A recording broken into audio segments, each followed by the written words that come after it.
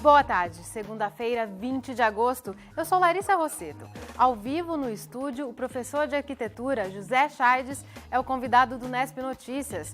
A gente fala dos problemas que imóveis e terrenos abandonados trazem para a cidade.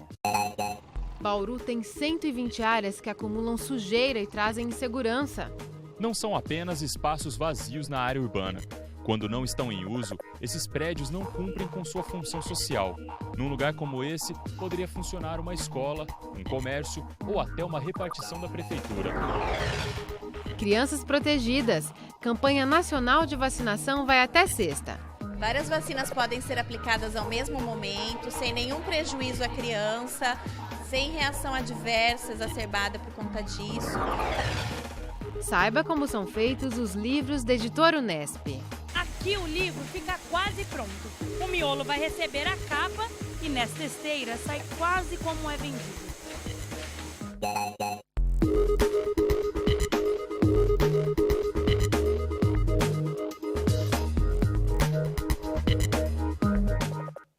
O Nesp Notícias começa falando da campanha nacional de atualização da caderneta de vacinação, voltada à população com até 6 anos de idade.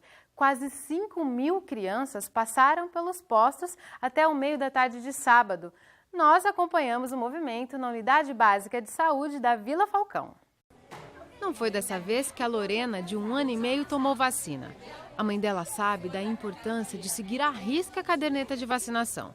Foi ao posto só para checar e está tudo ok. Eu não sabia que era para os atrasados, né? Mas ela já está em ordem.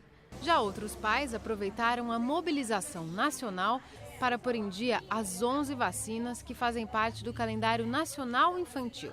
As imunizações protegem os filhos contra 15 doenças. Pneumonia, meningite, sarampo, coqueluche. Várias vacinas podem ser aplicadas ao mesmo momento, sem nenhum prejuízo à criança, sem reação adversa exacerbada por conta disso, para aproveitar o momento que a criança está na unidade com essa mãe, esse pai, esse cuidador.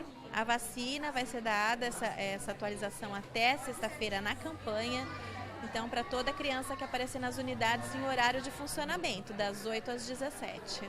Mal não faz, só dói um pouco mais, né, Nicole? Ela estava com 5 vacinas atrasadas, tomou 4 de uma vez só. Eu trabalho de segunda a sexta e aí aproveitei no sábado para poder estar atualizando. A novidade dessa campanha foi o oferecimento de 2 novas imunizações. A vacina contra difteria, tétano, coqueluche e meningite foi somada à vacina da hepatite B, é a chamada pentavalente, uma injeção a menos para os pequenos. Por outro lado, a vacina contra a poliomielite, que era dada em gotinhas, ganhou uma formulação mais moderna e passou a ser injetável. Outra iniciativa desta campanha é incluir as crianças com até 6 anos na imunização contra a gripe A. A vacina só era obrigatória para os pequenos de até 2 anos. Só faltava esta para a corajosa Maria Eduarda. A campanha segue até sexta-feira. Se você ainda não levou o seu filho, ainda dá tempo. A meta de Bauru é atingir 22.000 crianças. Das crianças para os adultos, uma universidade americana divulgou a criação de uma vacina que bloqueia os efeitos da nicotina no corpo. Segundo os pesquisadores, depois de vacinado, o organismo vai produzir anticorpos que impedem que a nicotina dê prazer. O medicamento funcionou com camundongos e é a aposta deste grupo de cientistas para acabar com o vício em cigarro. No entanto, para a pneumologista Irma de Godoy, professora da Faculdade de Medicina de Botucatu, o caminho é outro. Podcast Unesp. O grande desafio é produzir anticorpos suficientes para impedir que a nicotina entre no cérebro e produza a sensação de prazer. A gente tem um problema que vai além disso. O tabagismo não é só dependência física à nicotina. Ele tem uma dependência, um componente comportamental muito grande. Então, embora a vacina vá bloquear a nicotina, a gente não pode prever que o indivíduo vai deixar de fumar só por isso. Ele tem que ter todas as outras abordagens associadas.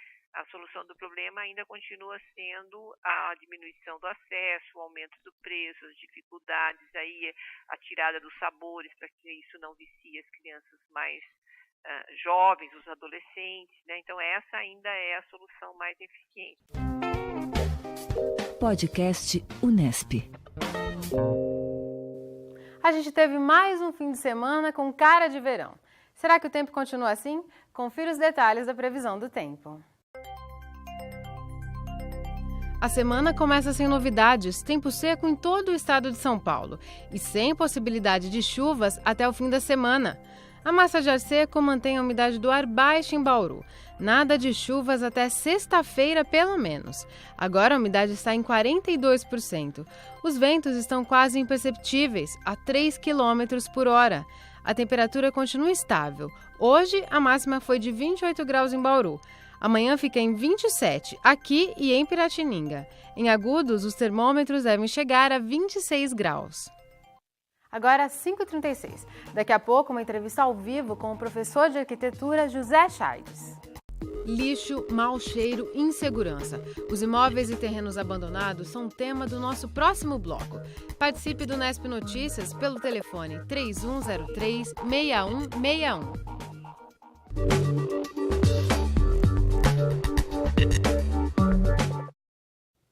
Ninguém quer ter como vizinho um imóvel ou um terreno abandonado, não é? Essas áreas, sem cuidado, acumulam lixo, sujeira e acabam sendo invadidas. Em Bauru, existem quase 120 locais nesta situação. Faz pelo menos 30 anos que esse imóvel na Vila Cardia está abandonado, mas só pelo proprietário, porque os moradores de rua ocuparam o local e estão sempre por ali. Mas quem vive próximo à casa sofre com os problemas causados por esse descaso. Este vizinho, que não quis se identificar, procurou a prefeitura várias vezes.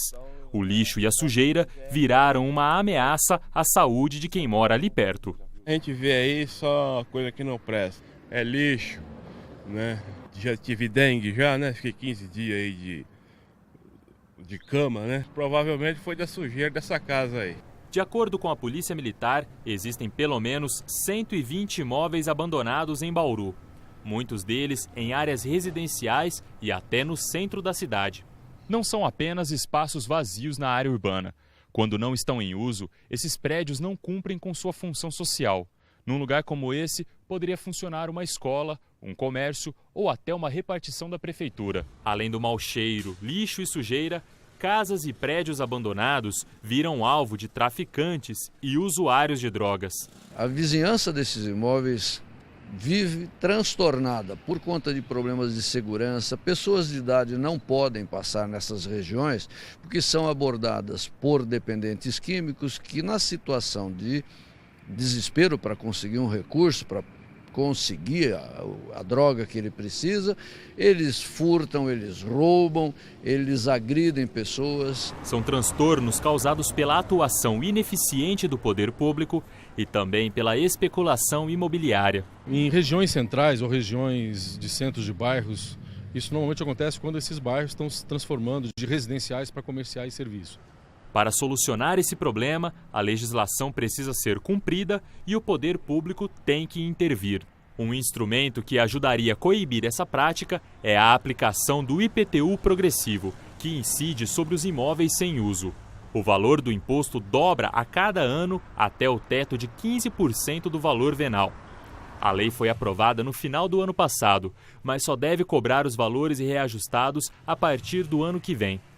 Pode ser mais uma ferramenta no sentido de a gente poder punir situações como essas de imóveis abandonados, onde os imóveis não proporcionam às suas comunidades a sua função social, como é estabelecido pelo Estatuto da Cidade. O dono do primeiro imóvel mostrado na reportagem foi procurado pela TV Unesp. Ele afirma que vai limpar a área em breve e que já faz isso em média a cada 4 meses. O proprietário também informou que o lixo é jogado dentro da casa por terceiros e que, inclusive, ele já informou a prefeitura desse envio de lixos lá para um local inadequado. Mas como resolver de fato o problema dos imóveis abandonados em Bauru? Eu converso agora com o professor José Chaides, da Unesp, especialista em planejamento urbano. Professor, muito obrigada por ter atendido ao nosso convite. Eu que agradeço. Você já explicou um pouco na matéria, detalha mais para a gente, por que Bauru tem tantos imóveis desocupados em áreas que são centrais da cidade? Existe um processo, né, que ele é especulativo, mas também demonstra a falta de planejamento, né, comprometido com os bons usos dessa região central. Esse processo de especulação, ele, por um lado, ele acontece porque os imóveis vão valorizando, vão se criando outros núcleos habitacionais e vai expulsando a moradia do centro. Isso é conhecido como o que a gente chama de morte noturna dos centros urbanos, né? Onde a moradia, as pessoas não moram no centro e vão morar em outros lugares, e essas regiões ficam mais para comércio e para serviço. Então há um vazio de moradores, há uma falta de um olhar do cidadão no cotidiano que ajuda a fiscalizar, que ajuda Então, professor, mas é um processo natural ou que ele poderia ser evitado? Ele pode ser evitado. E aí a importância do planejamento, né? E existe várias formas de você fazer política, né, nessas regiões centrais para que esses imóveis, e mais que esses imóveis, que exista uma política de planejamento de levar mais moradias para o centro, não deixando que essa deterioração aconteça, por mais que do ponto de vista apenas do mercado, é um processo natural. Mas é aí que entra o planejamento público para não deixar que esse fenômeno ocorra por uma visão só de mercado.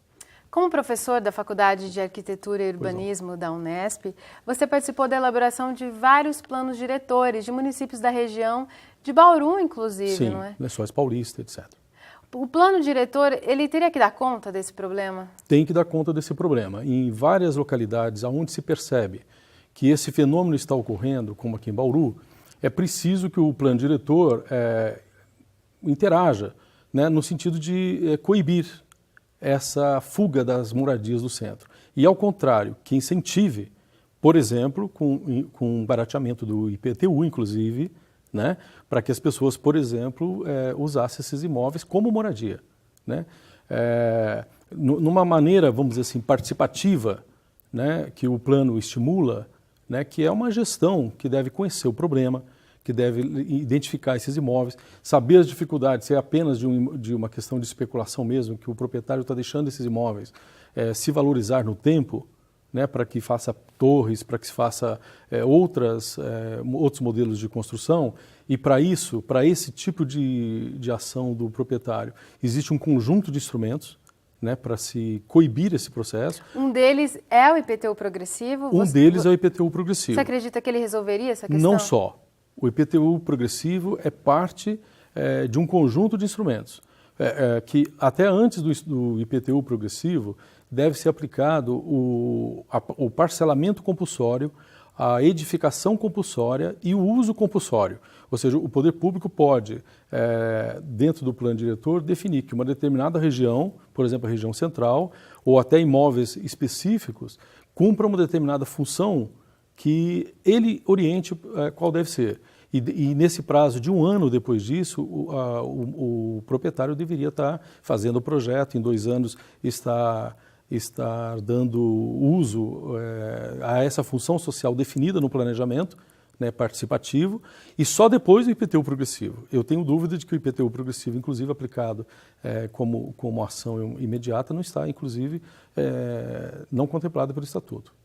A gente vê em Bauru muitos condomínios estão sendo construídos em áreas periféricas da cidade, ou seja, a prefeitura vai ter que mobilizar infraestrutura para essas áreas e regiões mais próximas que poderiam ser habitadas e estão desocupadas, né? O que você pensa sobre isso, Chaydes? Bom, eu acho lamentável, né? Porque em Bauru mesmo, durante a discussão do plano diretor, no primeiro momento, se buscava fazer uma cidade mais compacta, ocupando esses vazios urbanos, né, que a cidade possui. Cerca de 40% da nossa cidade é formada de vazios urbanos. Nossa, dizer, quase a metade. Quase a metade da cidade. É muita coisa. Numa estatística que nós temos, né, mostra que as taxas de crescimento da população atual, que estão decaindo, nós demoraríamos cerca de 40 anos para ocupar só os vazios que a cidade possui, né? E isso dentro de sistemas horizontais. Se a gente usar os modelos que estão acontecendo verticais, daria para mais tempo ainda. Então, é um erro, é um equívoco de planejamento essas soluções de construções periféricas, mesmo dos tais condomínios, que na verdade não são condomínios, são loteamentos fechados do ponto de vista jurídico e que, inclusive, ao que nós temos percebido, não passou por um processo de participação popular na definição de suas aprovações, o que também parece um outro equívoco, inclusive beirando a ilegalidade. Charles, especificamente em relação ao centro de Bauru, o que poderia ser feito a curto prazo? Eu acredito que, primeiro, é uma política que o próprio plano diretor estabeleceu para o centro de Bauru, onde se conheça essas realidades, que identifique 3 tipos de situações. Uma situação que é o especulador, uma situação que é a pessoa que não tem capacidade econômica de fazer a promoção da melhoria daquele imóvel, né? E as possibilidades de parceria, de interesse público também. E essas 3 categorias vão levar a instrumentos ou de coerção, como, por exemplo, o do parcelamento compulsório, o do uso compulsório do IPTU progressivo, ou no caso de uma pessoa que não tenha condições de fazer reformas, pode ter parcerias com o poder público. Existem instrumentos, né, como o consórcio imobiliário, como o direito de superfície, como o direito de preempção, né, que a prefeitura poderia estar trabalhando, a transferência do direito de construir. E a própria ocupação da região da estação, por exemplo, prevista pela prefeitura, já ajudaria, né? Também ajudaria, mas aquela região baixa da cidade carece já, essa é uma discussão que a gente vem fazendo desde os anos 90, carece de uma política profunda de se levar moradia para o centro. Ou seja, mais do que só cuidar do poder de polícia, coisa assim que o poder público tem hoje, seria de criar um planejamento que levasse verticalização, moradia popular, criação de zonas especiais de interesses sociais nessa região central, e para isso o Estatuto da Cidade e o próprio Plano Diretor já tem instrumentos. O que me parece que falta é uma atenção, de fato, do planejamento, com esse cuidado que o planejamento precisa para solucionar o problema. Tá certo, Charles, muito obrigada. Eu que agradeço. 10 para 6, o Nesp Notícias volta daqui a pouco. E mostra como são feitos os livros da Editora Unesp. Tem sugestões de reportagem? Mande um e-mail para unespnoticias@tv.unesp.br.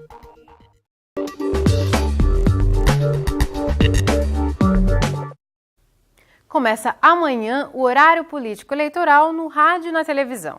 Às terças, quintas e sábados serão veiculados programas dos candidatos a vereador. Já às segundas, quartas e sextas é a vez dos candidatos à prefeitura. No rádio, as propagandas serão veiculadas às 7 da manhã e ao meio-dia. Na televisão, o horário dos programas é 1 da tarde e 8h30 da noite. Veja agora a agenda dos candidatos. Chiara Ranieri, do Democratas, participa hoje às 8 da noite de um debate transmitido pela rede social Facebook. Rodrigo Agostinho, do PMDB, também participa do debate transmitido pela internet. Clodoaldo Gazeta, do PV, concede entrevista daqui a pouco às 6h30 na TV Tem. Às 8 ele participa do debate com os demais candidatos no Facebook. Amanhã, Gazeta visita a feira do Parque Vista Alegre às 9 da manhã e às 10 grava programa eleitoral. À tarde, ele se reúne com membros da Associação de Usuários de Implante Coclear e às 7h30 da noite participa de um debate na Central de Salas da Unesp. Paulo Martins, do PSTU, não tem compromissos agendados para hoje à noite.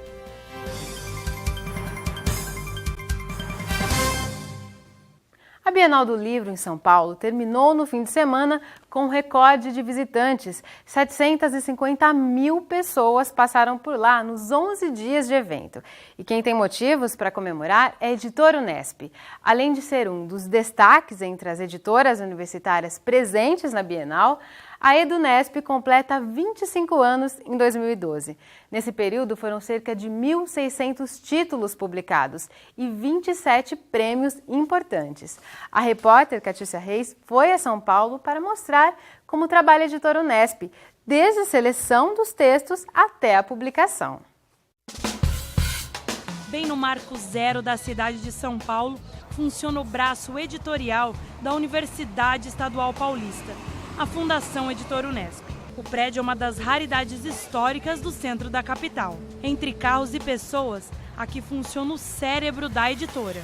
E quem passa pela Praça da Sé pode conhecer um pouco dos títulos na Livraria Unesp. Em 25 anos de história, foram cerca de 1.600 livros. São de professores, alunos, autores brasileiros e estrangeiros, com temas variados. A gente sempre vai buscar qual é o melhor autor, que nós sabemos, que nós buscamos informação para dizer qual é o melhor autor, onde ele está. Está no Brasil? Ótimo. Está na Unesp? Melhor ainda. Está do outro lado do mundo? Vamos atrás. O que caracteriza os nossos livros é exatamente a qualidade, o trabalho que é feito sobre eles, do ponto de vista editorial. Preparamos os textos, tornamos esses textos o mais agradável possível, mais próximo do leitor. E também, ninguém gosta de uma coisa mal embrulhada, certo? Então, o livro com uma boa capa, com um bom papel, enfim, um livro que chega ao leitor e que ele possa desfrutar dele totalmente. Mas antes de ficar pronto para ser lido, um livro passa por um longo processo de produção. Nós recebemos esses títulos desde oferta espontânea, quer dizer, as próprias editoras e autores encaminham para nós, e também por prospecção própria. Então, nós procuramos em catálogos dos diversos editores, procuramos em feiras internacionais esses títulos e coletamos esses títulos para que eles sejam avaliados por nós. Essas avaliações são feitas por, inicialmente, pareceristas externos. Depois disso, de posse tanto dos pareceres quanto dos originais, a gente apresenta esse material para o Conselho Editorial da Editora Unesp. E eles são, de fato, o júri definitivo para a avaliação desses títulos. Depois de aprovado, o livro passa por uma edição e revisão da equipe da editora. O texto do autor é adaptado à linguagem de livro. Com o texto pronto, segue para a produção visual. Muitas vezes, esses corpos de produção, eles são terceirizados. E é isso que nós fazemos em grande parte dos casos. Projetos de livros, projetos de capas, etc. Isso é efetivamente enviado para birôs com os quais a gente trabalha, para profissionais com os quais a gente trabalha regularmente e nos quais a gente confia, dando parâmetros para esses profissionais que nós julgamos adequados ao perfil da editora. Daí texto, diagramação e capa prontos, é só mandar para a gráfica. Aqui o arquivo é colocado em chapas para impressão. O papel utilizado é cortado. E depois segue para a impressão. A folha branca é engolida pela impressora e o livro vai ganhando vida. As palavras são desenhadas com rapidez. As folhas são cortadas, dobradas e agrupadas na sua ordem, costuradas e prensadas. Agora já até parece um livro. Aqui o livro fica quase pronto. O miolo vai receber a capa e nesta esteira sai quase como é vendido. Daí passa por um acabamento, é embalado e segue para a distribuição. Nesse galpão está guardado o tesouro da editora. Hoje a Editora Unesp tem cerca de 386 mil exemplares disponíveis aqui no seu depósito, que fica na capital paulista. É para cá que os livros vêm após a impressão. São conferidos, identificados e daqui podem seguir para livrarias de todo o país. Essa montanha de livros está tão bem organizada que é possível enviar caixas de livros ou ainda só um, dependendo da necessidade da livraria. Imagine o seguinte, a Unesp ela traz todos os livros e guarda aqui conosco. Qual a confiabilidade que ela tem? É a certeza de que o que ela manda será guardado e distribuído corretamente. Cerca de 4.600 títulos da editora são vendidos por ano aqui na livraria. Em sua história, os livros já receberam 27 prêmios. 19 deles foram jabutis. Em 2009, o título Monteiro Lobato Livro a Livro foi premiado como o melhor livro do ano de não ficção. É importantíssimo porque ajuda a projetar o autor, ajuda a mostrar o papel da universidade pública, de se fazer pesquisa com os alunos na universidade, pesquisa séria, fazer pesquisa coletiva, que também não é muito comum na área de humanas, então só nos deu alegria esse livro. Tão importante quanto os prêmios é o reconhecimento dos leitores. É sempre o leitor que organiza o conjunto e que faz com que aquele texto escrito pelo autor atinja o seu objetivo e, de fato, vire livro, chegando no leitor. Porque se não tem leitura, não tem livro, tem um monte de papel com um monte de tinta. Nós chegamos aos leitores. Isso é muito importante. O Unesp Notícias fica por aqui. Até amanhã às 5h30 da tarde. Tchau!